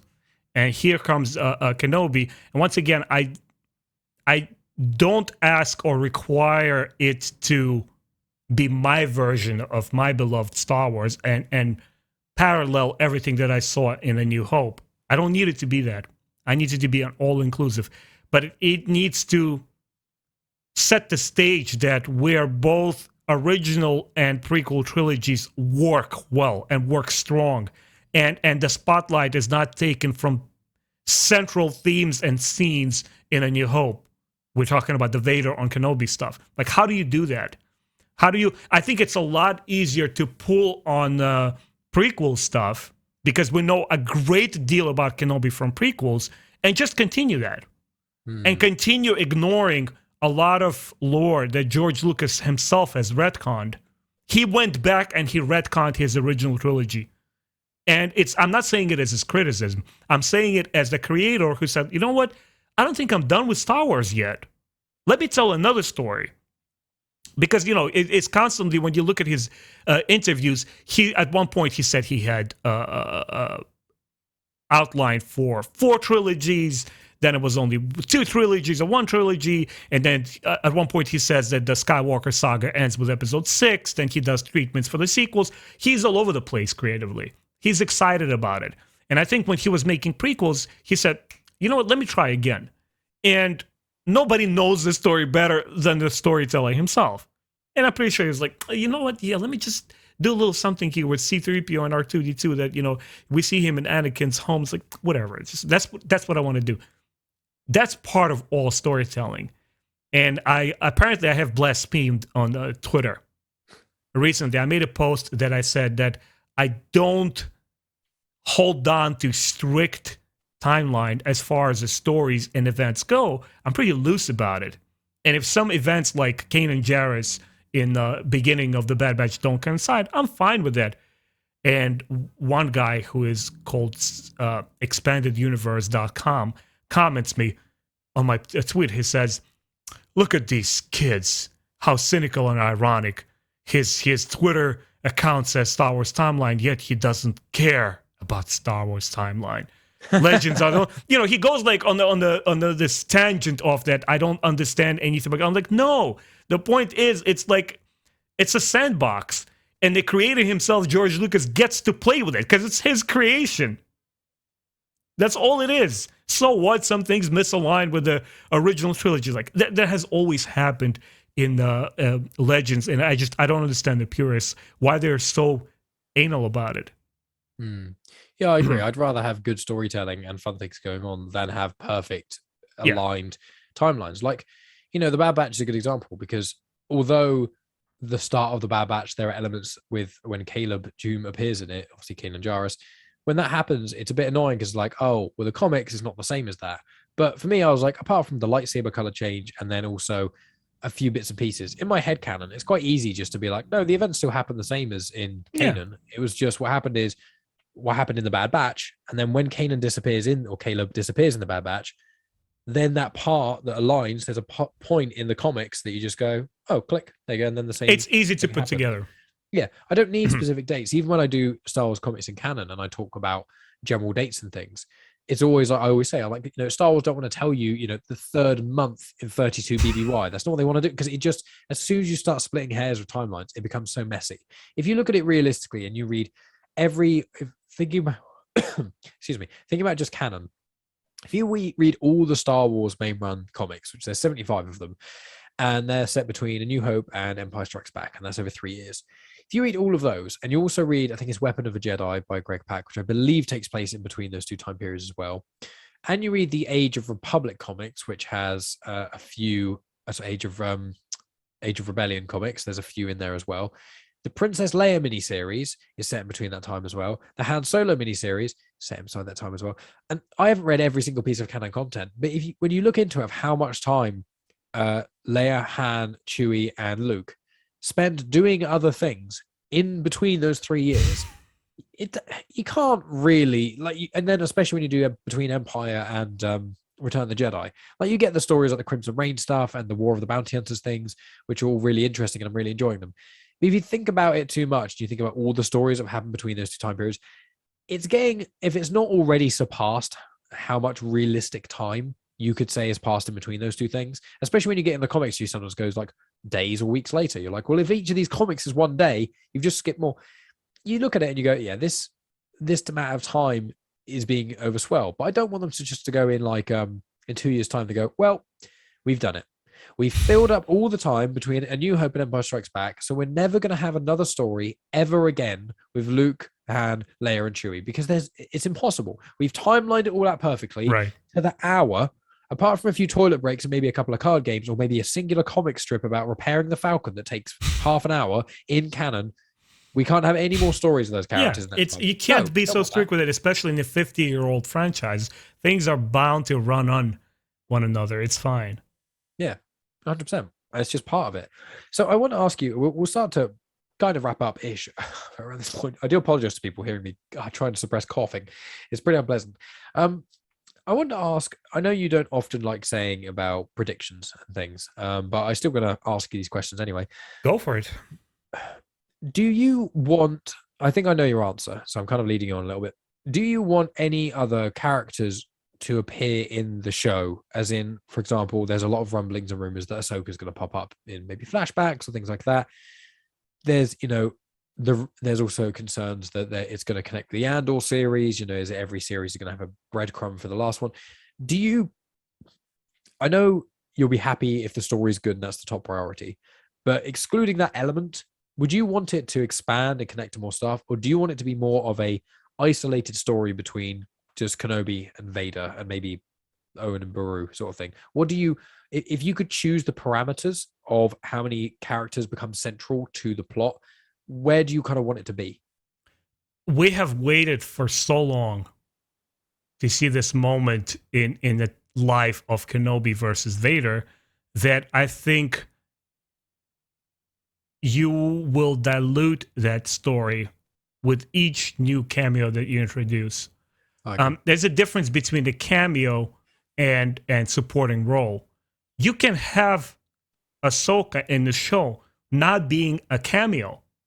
A character showing up in the show does not make them a cameo. Mm-hmm. That is what is Marvel and Disney have adapted that business model. It was like, well, we have these characters here and those parallel shows running. Tune in, sign up for a subscription. We get it. We get the business aspect. It's fine. Cinema has always walked hand in hand with the business, right? You gotta make revenue on the story you're telling so you could keep delighting and satisfying the fans, but also the creators get to practice what they enjoy doing, telling stories. There's nothing wrong with that.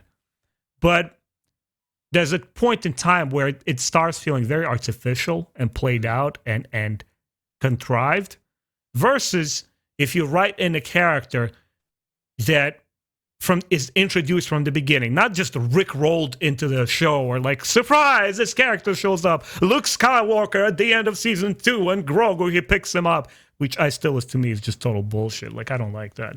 I don't like when they treat characters like this. I like when there's a precedent for it. I like when it's developed enough, when it's sensible. To me, yes, I would like to see one character, which I feel does not get enough play and makes all the reasons in the world to be in there.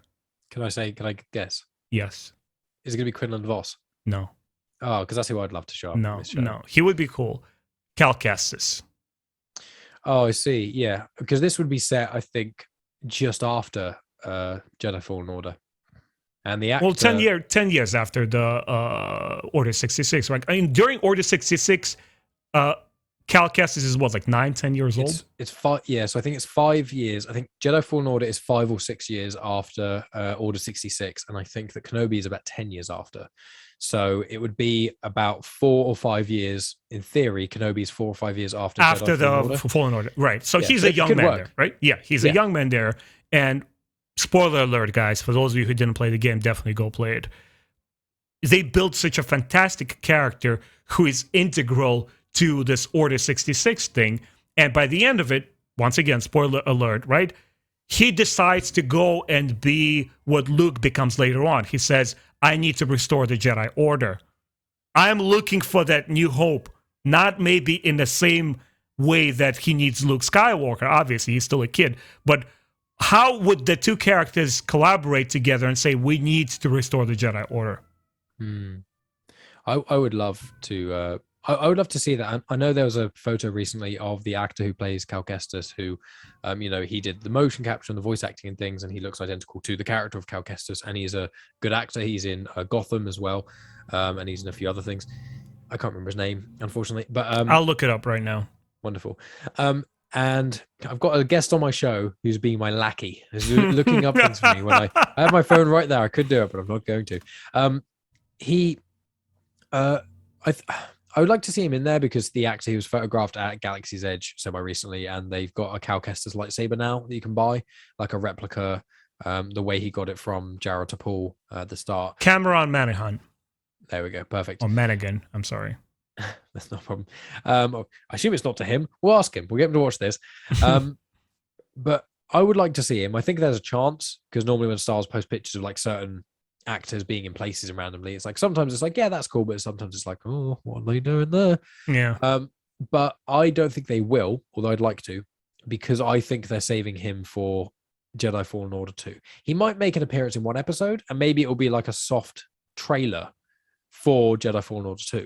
Maybe it'll be a case of he pops up and then the next day the trailer drops for Jedi Fallen Order 2. See, that's what I don't like. I don't like this very administrative use of characters. Like, he needs to be here because we're planning over there, and this is going to be the next stage, and we're creating this whole narrative and the story, so he needs to show up. Make sure. Like, I don't buy Dave Filoni's and Jon Favreau's explanation why Mandalorian shows up in the Book of Boba Fett show and completely steals the show and completely disbalances the character. I just don't get it. Guys, you're professionals. You're on top of your game. You know what you're doing. I don't buy it. I don't buy it. Maybe there's somebody who was behind it who didn't have enough confidence in the show and say, oh, you know what, let's just put Mandalorian in there because he's a bulletproof fan favorite and we know the fans will respond to him accordingly. I don't want any of this to distract from Kenobi and Vader. Mm-hmm. Inquisitors, yes, it makes total sense for the Inquisitors to be there. They're widely shown throughout the trailers. They're obviously not cameos.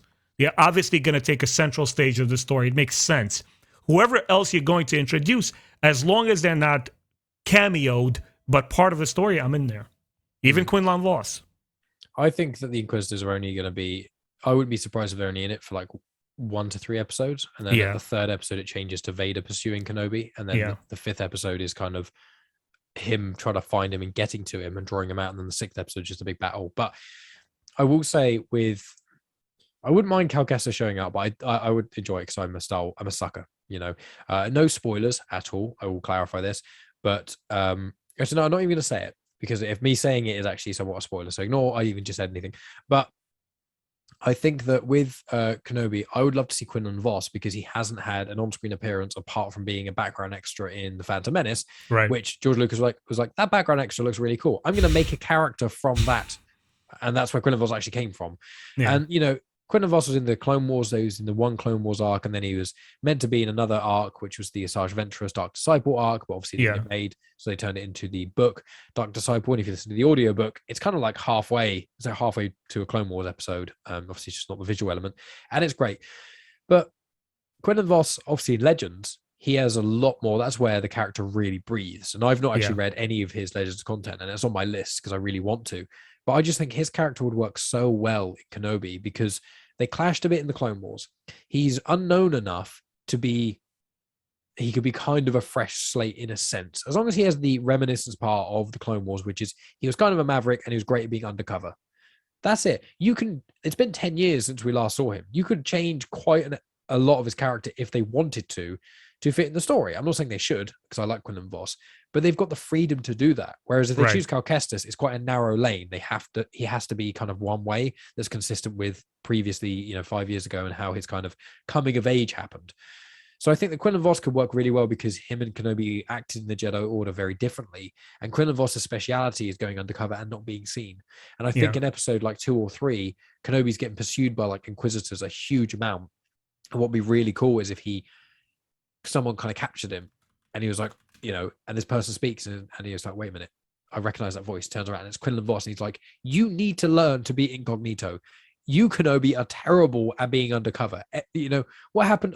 He could even make a comment. Like, I remember in Clone Wars, you went undercover that one time. Have you forgotten all of that incognito stuff? And obviously that's referring to, when he had the surgery and things and became a bounty hunter.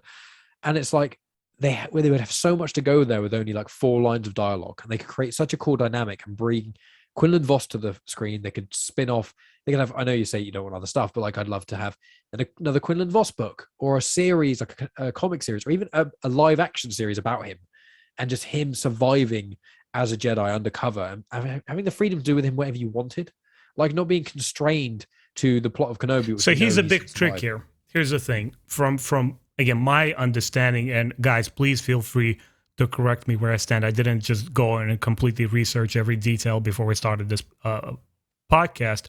But the way I understand it is it's thanks to the Legends comic book artists that he became prominent. They saw him as a prop sitting in the background in George Lucas's film. They made him a creation. And then when George Lucas saw that and saw his popularity, he put him right back in the Clone Wars show, which a lot of fans were not happy with because they changed a lot of things around. For example, there is no mention of his Kefar culture that he's part of. And there is no mention of his psychometry, where he touches upon any object like a lightsaber or anything, and through it, he kind of resonates with an inanimate object and gets the sense of... What's that? In Clone Wars, it's like, is this I keep forgetting. It's the central point to his so psychometry is mentioned. Yeah. Him and Kenobi team up because of his psychometry. So I am forgetting it. Thank you for reminding me. But it wasn't mentioned that he's a Kefar.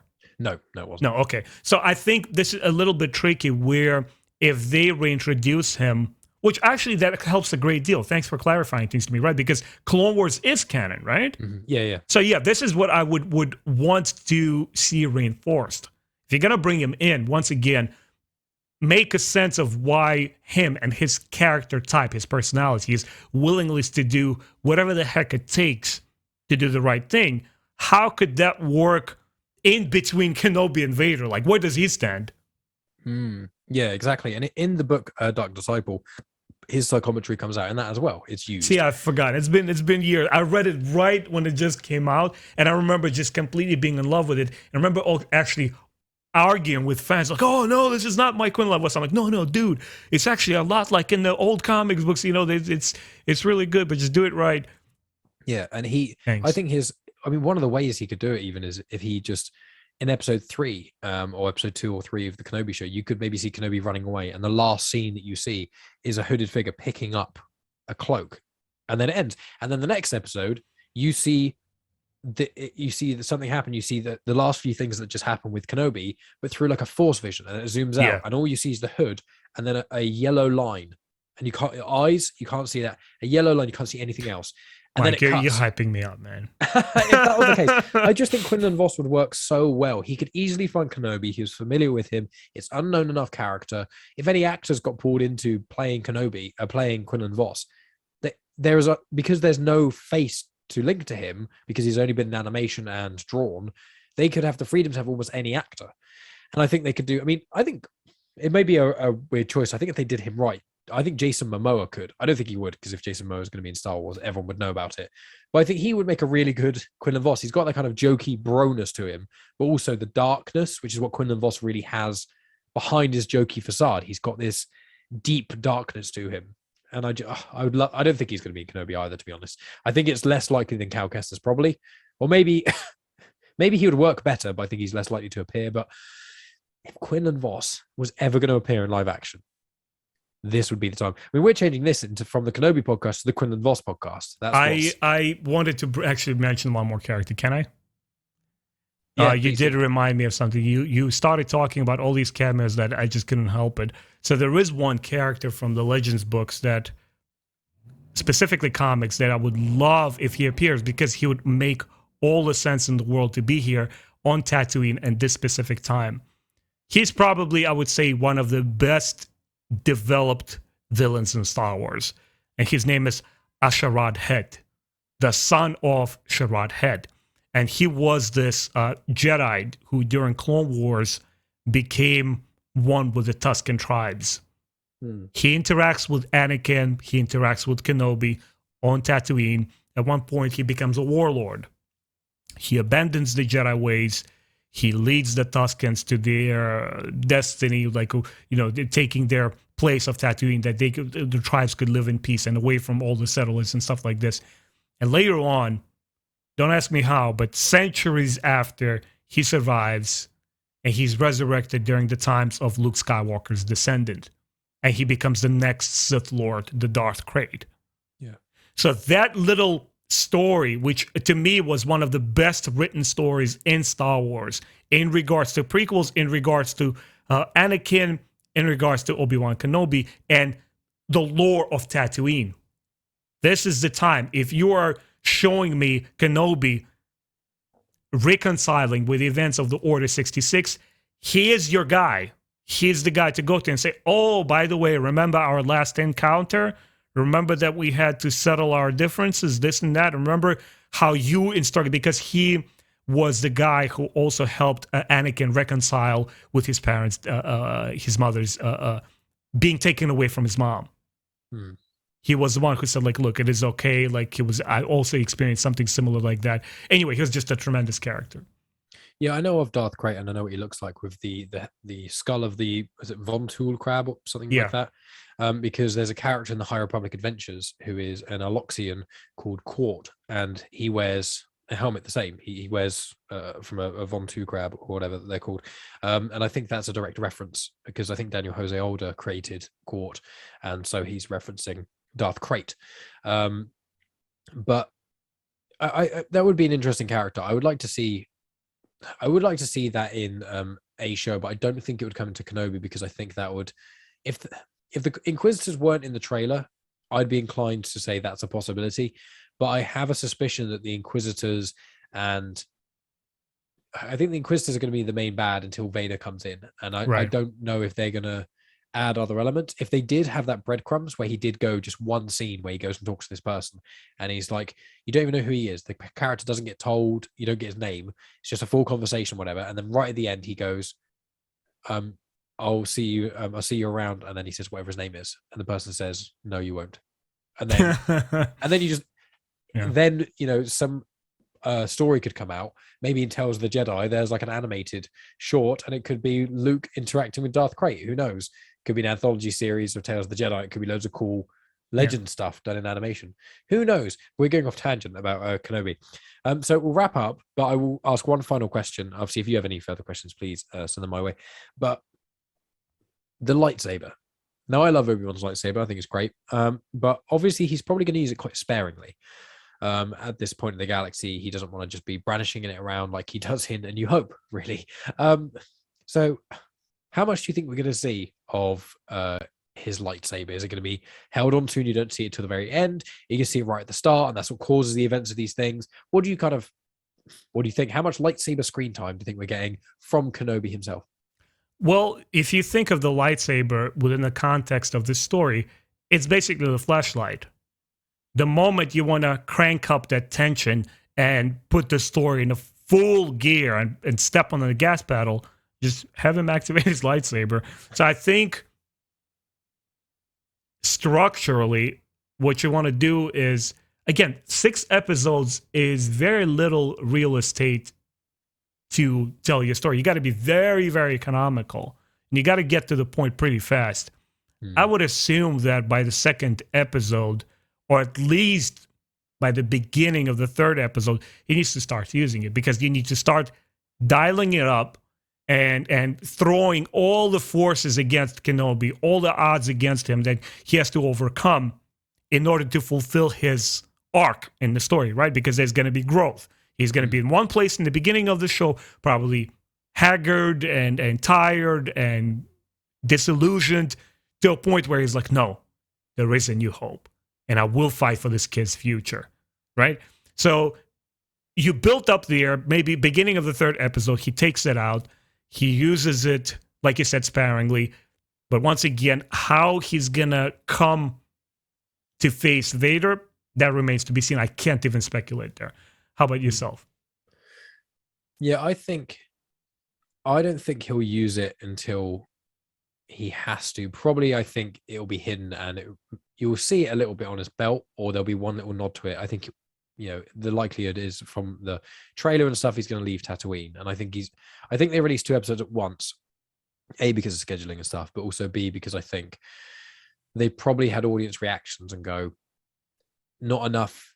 In episode 1, it's all about Kenobi, but it doesn't actually give you any information on what the plot's going to be. It just kind of lays groundwork. And I think the 2nd episode is where everything's going to kick off. I think that's going to be the episode where he leaves Tatooine, or that maybe he gets his lightsaber out and then has to really defend himself against Inquisitors. I have a vision of him, someone getting the jump on him and an Inquisitor like launching, and the only thing he can do is ignite his lightsaber and hold it up, sort of thing. And that's the first time maybe you see it, is him solely using it in defense.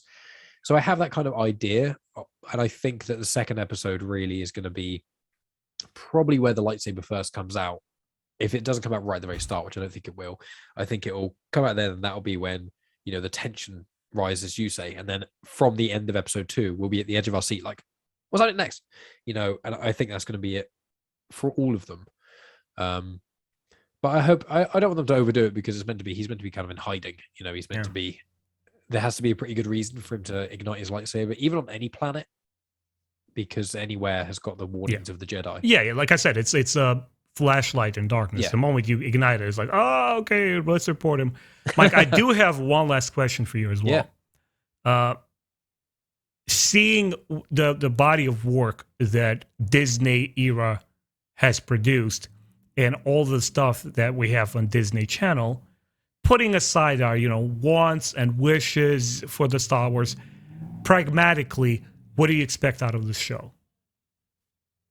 I expect a deep dive into Kenobi's state of mind and his relationship with Owen, and why he didn't train Luke. Then his struggles with between balancing essentially being a good person and boredom and duty. And then I think he's also going to have to make some hard decisions, and then go on this little goose chase across the galaxy, and then have a cathartic final confrontation with Vader before his last confrontation, where he actually dies, where it's going to be his last try at bringing Anakin back from the dark side. He's going to fail, obviously, and then there's going to be a And the lightsaber quality battle. of it. I am hopeful. But Although what do you expect, like realistic as an adult, as like having the experience of having Disney Plus for 4+ years? well, the thing is that if I compare Bad Batch and I compare it to the Marvel stuff that's been coming out, I know because of Disney Plus, I would be more hopeful than the Star Wars stuff in essence. Like, I really like Mandalorian Series 2. I said that before. I like Book of Boba Fett. I like Mandalorian Series 1. I loved Mandalorian Series 2. I think it's absolutely fantastic. And I love the Luke bit at the end. I know we've discussed it many times, but you said earlier on that you don't like it. I like it. I think it fits. I think it works really well. I think his appearance in Book of Boba Fett is unnecessary, but because they brought Grogu into it and stuff, they just shoehorned him in, just like Ahsoka's appearance was kind of pointless there. But Yeah. it's hard because, Book of Boba Fett I wasn't that fussed on. I was just like, yeah, I'll watch it because it looks kind of cool. Mandalorian was a new character, so it's a chance to do something new, and Series 2 is a continuation of that.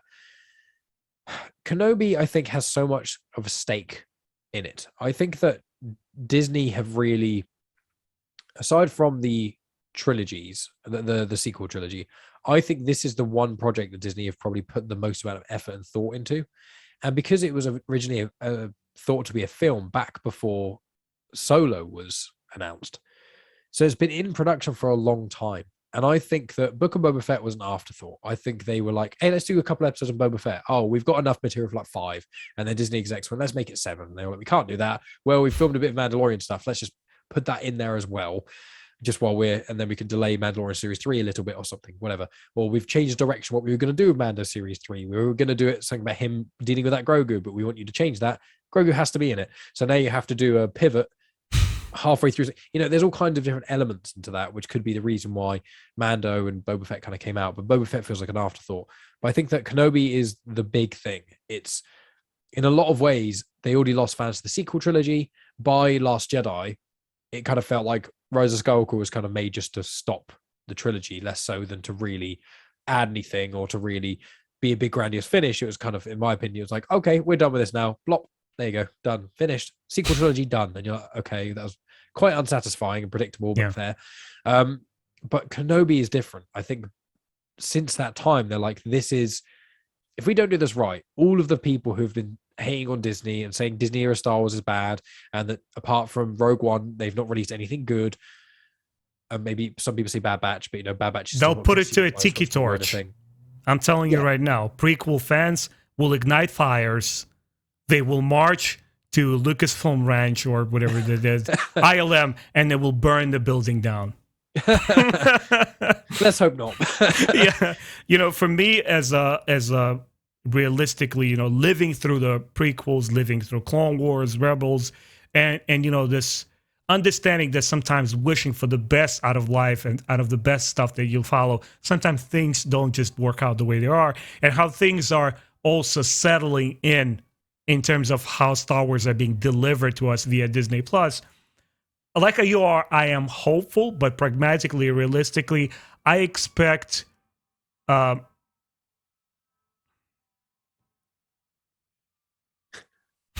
me a second there.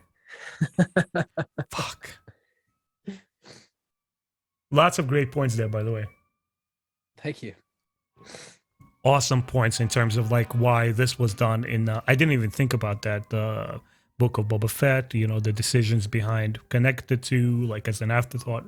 Very, very cool stuff. Thank you. Oh, it stopped.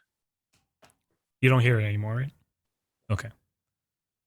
All right, guys, apologies there. But being a pragmatic, realistically seeing where we were before, I'm expecting more or less another safe outing.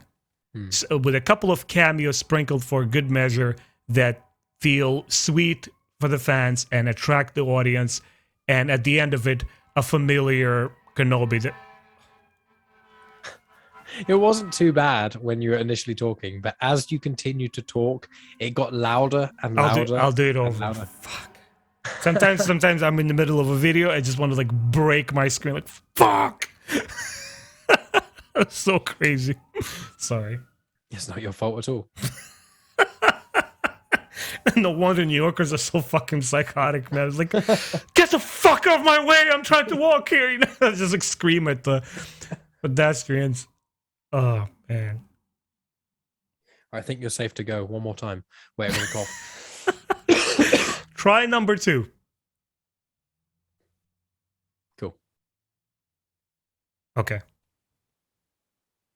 Yeah, guys, we're back on track. And I basically was saying that for somebody who has experienced all different permutations of Star Wars and different levels of quality and different artists coming in and bringing their own unique voice to it, the way that it has been aligning itself on the Disney Plus, I honestly expect something that is a bit on the underwhelming side, a bit familiar, a bit expected, and some parts safe, with a couple of cameos sprinkled for a good measure. I'm basically bracing myself for something that's unremarkable. It's like, oh yeah, cool, yeah, that's Obi-Wan Kenobi.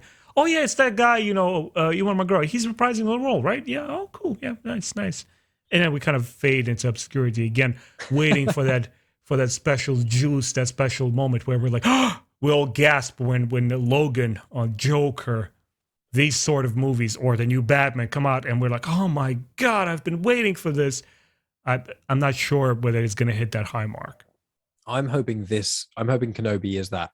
That's what my hope is. I think they've had enough series, both animated and live action, and they've had enough movies and things to really, for me, it's not their final chance, because I'm going to love Star Wars regardless, and I'm going to watch anything they pump out, but this is a pivotal moment. This is something where if they don't deliver on this, they're going to lose a very large chunk of their fan base, and people are going to start experiencing Star Wars fatigue a lot quicker. Because if Andor is not going to pull the same amount of people that Kenobi is. Even me, I'm like, yeah, I'll watch Andor. It's basically going to be a grittier version of Rebels, but with certain people in Rogue One. That's cool, but part of the fun of Rebels is a completely new cast, and you don't know what happens to them, and stuff happens. And in Andor, it's like, yeah, you're going to get a new cast aside from Andor and probably him meeting K2SO, but there's going to be certain people that pop up and you're like, well, I know they are going to survive, and Andor, the main character, is going to survive. And it's like, well, this is starting to feel a little bit like Solo, where it's like having the majority of characters already established, you know what's going to happen. I know Kenobi is in essence that in certain ways, but Kenobi is about a man's journey. It's about, look, the obvious broad strokes of the storytelling is the characters survive. How can we write a riveting and good enough plot to keep it interesting?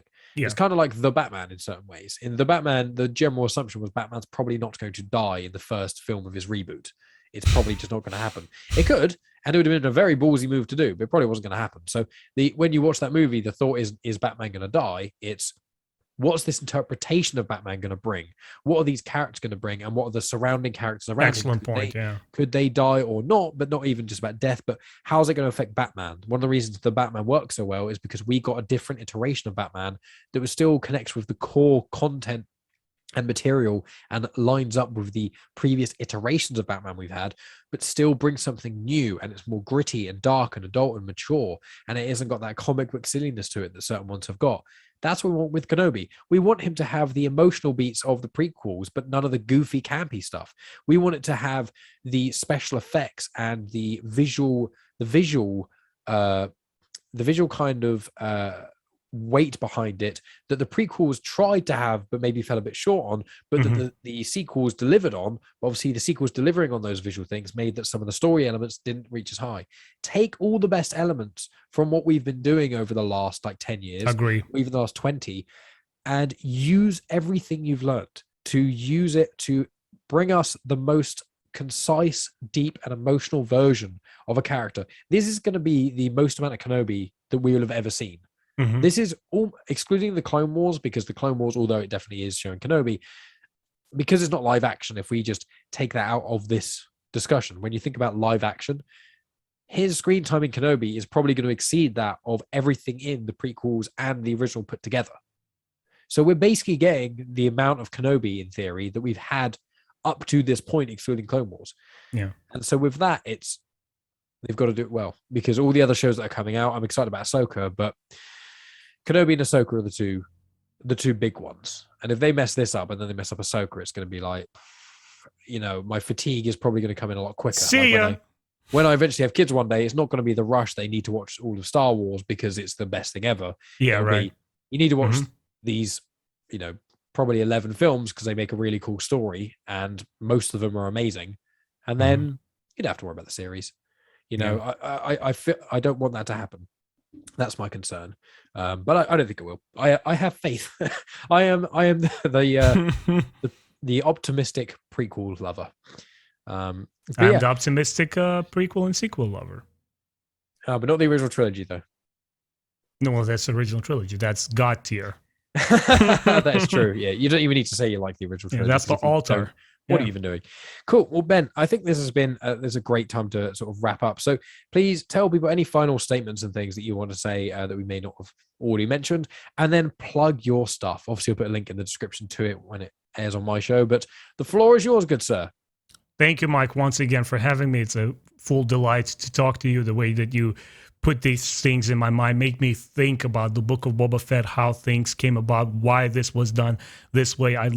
You almost feel to me like you have like some secret connect to the Hollywood industry and an insider, and they just feed you information. You're like, oh, so this is how this really is. All right, I get it now. Thank you, Mike. All right, let me jog it down my notes. Thank you. My final thoughts are, guys, I think the best way to go into this is with an open mind.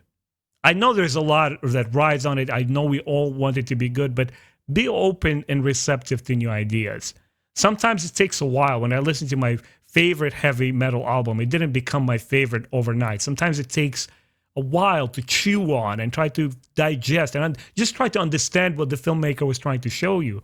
And sometimes it doesn't have to be everything from the past and archaic and do exactly by the book what George Lucas was trying to do. Guys, just have a good time. Keep an open mind and keep your reservations moderate so you don't go in and automatically get disappointed. As far as my stuff goes, Star Wars Timeline, this is where Mike and I do our podcast. I also have a Star Wars Timeline Facebook group where you all can come in and express yourselves, guys, and tell us what you like, what you just like. We'll try to focus on mature conversations where everybody gets to say their piece. So that's pretty much on Twitter. I just basically goof around and throw random content. And I've been recently accused of posting too much Tomb Raider stuff because I love Tomb Raider. That's why. Thanks, Mike. It's been a pleasure. No problem at all. And I will second that. If you want a way to talk about Star Wars with me and Ben, go to Star Wars Timeline because I get notifications when people post in there. I can't respond to everything because I'd be on the Facebook page all day with a group all day, but it is delightful and there's a lot of cool conversations I've had with both yourself, Ben, and other people in that group, and there's thousands of us in there, so it's really fun. And yeah, check out Star Wars Timeline. I always mention it in my outros and things, and put links in the description, basically because I come on your show so frequently. In all the show notes of episodes of Genuine Chit-Chat, I think since we started talking, which I think was about 6 to 8 months ago, there's always been a link to one of your episodes, because normally I keep them in there for like when I guest spot on someone else's show, I'll keep it in my show notes for, a month or a couple of months, depending how many guest spots I do, depends on, they kind of cycle through. But yours, it's been like, oh, here's one I did with Ben about the 3 trilogies, and then a few weeks or a couple months later, oh, here's a prequel, oh, and then his discussion on originals, and then sequels, oh, then accents in Star Wars, oh, then second part of accents in Star Wars, oh, and then also villains in Star Wars. So it's just like all of Mike, that, as well as I'm not even jealous at all that you got to interview Kevin Scott. Guys, this is the kind of caliber that guests that Genuine Chit-Chat has. Please, when I drop that link, go check it out. That interview was badass. It was so awesome. I Gabe, like, open mouth, just listens to them. It's like, oh, okay, so this is how you conduct an interview on YouTube. Well, thank you. Thank you very much. And people listening, you can also check out my conversation with Paolo Villanelli, and also Ben. You spoke with Paolo as well after I spoke to them. So they're 2 brilliant conversations to listen to, both of our respective discussions with the great comic book artist. And I also spoke with Claudia Gray in the tail end of 2020 as well. She was delightful to speak with. And I've got plenty more of people I want to speak to regarding Star Wars. Mention me. I would if I could, good sir. I know. I know. So unfortunately, Disney are quite specific about it. You can't just give out all the Disney contact emails. I wish I could. Just give it to everyone. Everyone have Cavan Scott on the show. You will pass the word from Ben Kenobi. But yeah, please check out my all of the stuff I get up to. If you are listening on a podcast app or anything like that, then you can subscribe to my show Genuine Chit Chat and the feed of Comics in Motion, where my Star Wars Comics in Canon episodes air every Saturday, where I go through all Star Wars comics. You've never have to have read a single comic Star Wars otherwise in your entire life to enjoy my show. I specifically go through each of the comics and I go through the plot points of them in bullet point form, so you get a good understanding of what happens in the plot in the canon. And I talk about the many connections. I talk about characters that reappear and species and planets and other things that pop up that you may think, oh, I recognize that from something. Well, I will tell you what you recognize it from and give trivia and fun facts along the way. And I've done almost every single canon Marvel Star Wars comic to date. And I've also done book reviews on there and other bits and pieces of content as well. And you can also check out my Patreon, because on patreon.com/genuine chit chat, for as little as £1 a month, you can support the show. You get access to hours of additional content. And I've started doing a lot more Star Wars book reviews over there. I've done a few canon ones like Last Shot, Dark Disciple, and A New Dawn, which is by John Jackson Miller, who obviously wrote the Kenobi book. And then I've also done some Legends stuff because of Ben. I've been inspired and I've been listening to more Legends content. So I've been listening to a lot of it on audiobook and things on Audible. So I've been listening. I started off with Shatterpoint, and then I did Darth Plagueis, and then I just finished Darth Bane, book 1, which, Plagueis was incredible. I'm Darth so Bane happy you started so into it. good. Well, we got to make an entire podcast about it. Trust me. We do when I finish book 3. But I've actually downloaded, because it came out like this week, Brotherhood by Mike Chen, the Obi-Wan Kenobi and Anakin Skywalker book, set like the very, very start of the Clone Wars, how Anakin got on his knighthood, and also when they say in episode 3 about how many times Anakin saved Kenobi, and he's like, oh, I saved it this many times, and Kenobi's like, no, not that many times. That business on Kate and Nemoidia, that didn't count. The business on Kate and Nemoidia happens in this book, so I'm very excited to listen to that audio book of that. So I'll no doubt be putting a review of that up on my Patreon as well. But Ben, good sir, named It's been a after pleasure, Ben Mike. Kenobi, even though you were born before then, but still, whenever I say your name, I think of Ben Kenobi. And I even have in my calendar, like today, it says Ben Kenobi. Ben Kenobi, well, I think it's the biggest compliment. Yeah, it's amazing. And you're amazing. So speaking with you is always delightful. Likewise. Thank you as always for having me on your show. It's always delightful having you on my show. And also, I mentioned it I think earlier, but I will be doing on the feed of Comics in Motion, and I will be dropping videos on my YouTube channel, a weekly discussion show on Kenobi, episode by episode. Obviously, I think me and Megan are going to have to do one, just the two of us, because episode 1 and 2 both drop on Friday. So I'm going to have to get home from work, watch both of those, and do a podcast very quickly. And then subsequent weeks, I'll have different guests on. And obviously, Ben, you always release episodes of your solo thoughts as well, of shows that are coming out too. So there's a variety of different ways to get even more Kenobi content. But please check those links in the description of either, if you're on Ben's channel or if you're on my channel. People who are not familiar with my channel will probably be like, this guy is talking a lot at the end. And it's like, yes, because on my channel, I normally save it for the outro when I'm not talking to a guest. It's normally my recorded intro, guest chat, and then at the end of the outro. But I thought I'd cram it all in here because, Ben, I control the recording this time. So I don't feel bad. I can just keep waffling forever. I could talk for the next hour about myself, but I'm not going to, my friends. But just thank you, Ben, as always, for being delightful. It's a pleasure, man. It's always I hope fun. We get to have those chats on Kenobi, on all the Legends books. I'm just going to have to make up a couple of topics and we get right into it. 100%. And High Republic at some point as well. High Republic. Wonderful. Well, thank you so much, Ben. Guys, take care. Thanks for listening to us.